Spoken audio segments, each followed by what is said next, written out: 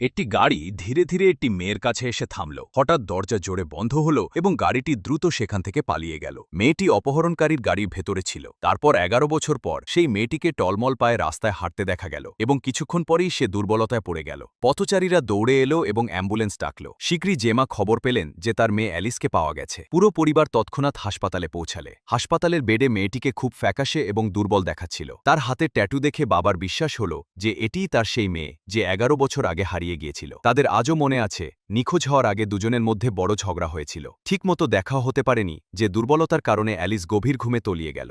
মাঝরাতে অ্যালিস ভয়ঙ্কর স্বপ্ন দেখে চিৎকার করে জেগে উঠল। পাশে দাঁড়িয়ে থাকা পরিবারকে দেখে তার মুখে অজান্তেই আনন্দ ফুটে উঠল। পরের দিন অ্যালিস পুলিশকে তার ওপর ঘটে যাওয়া অত্যাচারের কথা জানালো। সেই লোকটি তাকে মারত, তারপর তাকে শোষণ করত এবং বলত যে সে সবসময় তারই থাকবে। এটি শুনে পাশে দাঁড়িয়ে থাকা বাবা ভেঙে পড়লেন এবং রাগে বাথরুমে গিয়ে নিজেকে সামলালেন। পুলিশ বারবার সোফির কথা জিজ্ঞাসা করতে থাকল, যার উল্লেখ অ্যালিস অ্যাম্বুলেন্সে করেছিল। সোফিও একই সময়ে অপহৃত হয়েছিল। অ্যালিস জানাল যে তারা দুজনে একসাথে পালানোর চেষ্টা করেছিল, কিন্তু সোফি খুব দুর্বল ছিল। হয়তো তার সাথে খারাপ কিছু ঘটে গেছে। ডাক্তার বাবা মাকে জানালেন যে অ্যালিস কখনো কোনো সন্তানের জন্ম দিয়েছে, কারণ তার পেটে স্ট্রেচ মার্কস রয়েছে। এটি শুনে বাবা মায়ের মন ভেঙে গেল। বাবা সিদ্ধান্ত নিলেন যে মেয়েকে বাড়ি নিয়ে গিয়ে তাকে আবার ঘরের ভালোবাসা অনুভব করাবেন।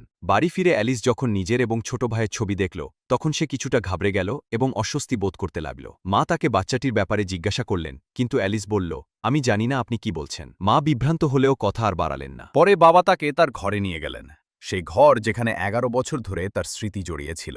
যখন বাবা মা চলে যেতে লাগলেন, অ্যালিস নিজে থেকেই বলল, গুড নাইট মাম। এটি শুনে দুজনেই আনন্দের অশ্রু ধরে রাখতে পারলেন না। কিন্তু ঠিক সেই মুহূর্তে অ্যালিসের মুখে একটি অদ্ভুত ভয়ঙ্কর হাসি ফুটে উঠল। রাতে মা উদ্বেগের কারণে তাকে দেখতে গেলেন। অ্যালিস ঠান্ডা মেঝেতে ঘুমাচ্ছিল। হয়তো বছরের পর বছর বন্দিদশা তাকে স্বাভাবিক জীবন থেকে দূরে সরিয়ে দিয়েছে। পরদিন সকালে মা মেয়ের মধ্যে আলাদা কিছু অনুভব করলেন, যদিও বাবা বললেন যে সে অনেক যন্ত্রণা সহ্য করেছে, তার সময় প্রয়োজন। ঠিক সেই সময় অ্যালিস জানালার বাইরে চুপচাপ তাকিয়েছিল, যেন তার ভেতরে এখনও কোনো না বলা রহস্য লুকিয়ে